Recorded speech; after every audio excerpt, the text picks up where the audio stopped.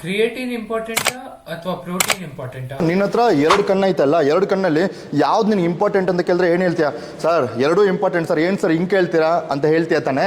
ನಾನು ಅದೇ ಥರನೇ, ಪ್ರೋಟೀನು ಇಂಪಾರ್ಟೆಂಟೆ, ಕ್ರಿಯೇಟಿನು ಇಂಪಾರ್ಟೆಂಟೆ. ಎರಡೂ ತುಂಬ ಇಂಪಾರ್ಟೆಂಟ್ ಆಗುತ್ತೆ. ಯಾವುದಕ್ಕೆ? ಮಸಲ್ ಬಿಲ್ಡಿಂಗ್ ಮಾಡೋಕ್ಕೆ. ಪ್ರೋಟೀನ್ ಅಂದ್ರೆ ಅಂದ್ಬಿಟ್ಟು ಒಂಥರ ಬಿಲ್ಡಿಂಗ್ ಬ್ಲಾಕ್ಸು. ಪ್ರೋಟೀನ್ ಇಲ್ಲ ಅಂದರೆ ನೀವು ಮಸಲ್ ಬಿಲ್ಡಿಂಗ್ ಮಾಡೋಕ್ಕೆ ಸಾಧ್ಯನೇ ಇಲ್ಲ.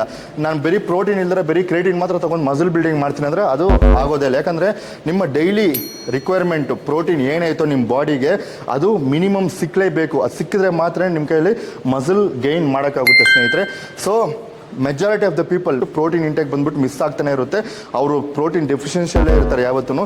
ಸೊ ಅಂಥವ್ರಿಗೆ ನಾನು ರೆಕಮೆಂಡ್ ಮಾಡೋದು ನ್ಯೂಟ್ರಬೇ ವೇ ಪ್ರೋಟೀನು. ಇದು ನಾನು ತೊಗೊತಾ ಇದ್ದೀನಿ. ಇದು ತೊಗೊಳೋವಾಗ ನನ್ನ ಪ್ರೋಟೀನ್ ರಿಕ್ವೈರ್ಮೆಂಟ್ ಡೈಲಿ ಬಂದ್ಬಿಟ್ಟು ಫುಲ್ಫಿಲ್ ಆಗುತ್ತೆ ಸ್ನೇಹಿತರೆ. ಇದ್ರ ಜೊತೆ ನೀವು ಕ್ರಿಯೇಟಿನ್ ತೊಗೊಬೋದು. ಬಟ್ ಏನೇ ಪ್ರೋಟೀನ್ ಕ್ರಿಯೇಟಿನ್ ತೊಗೊಂಡ್ರೂ ನಿಮ್ಮ ವರ್ಕೌಟ್ ಕರೆಕ್ಟಾಗಿಲ್ಲ ಅಂದರೆ ರಿಸಲ್ಟ್ಸ್ ಬರೋಕ್ಕೆ